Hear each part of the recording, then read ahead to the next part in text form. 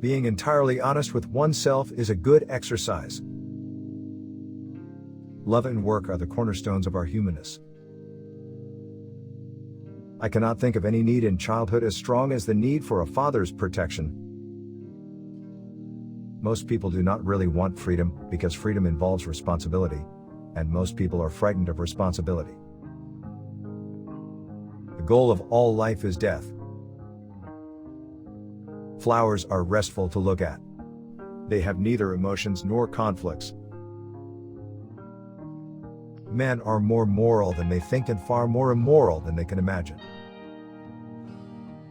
The ego is not master in its own house.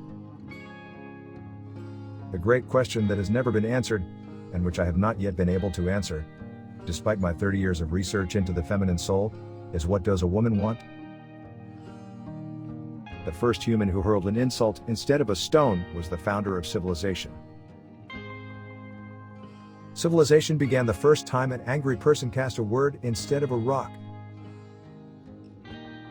The conscious mind may be compared to a fountain playing in the sun and falling back into the great subterranean pool of subconscious from which it rises.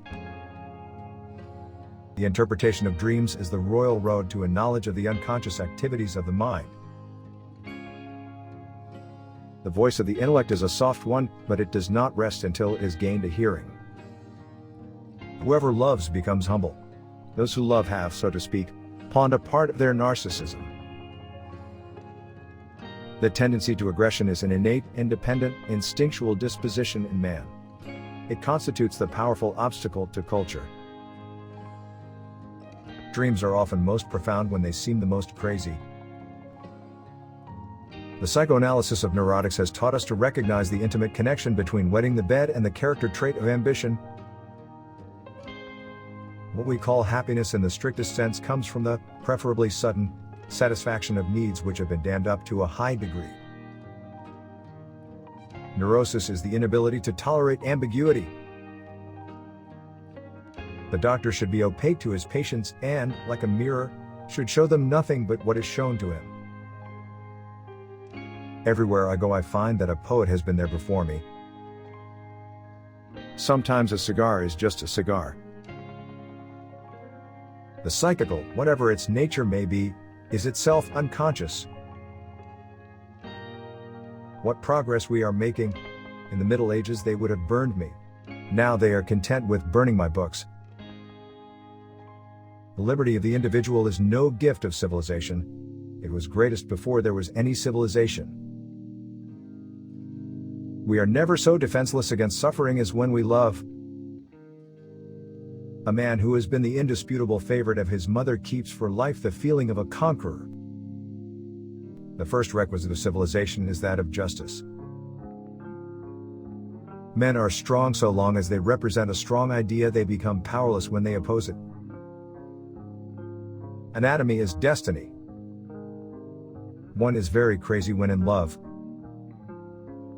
Just as no one can be forced into belief, so no one can be forced into unbelief.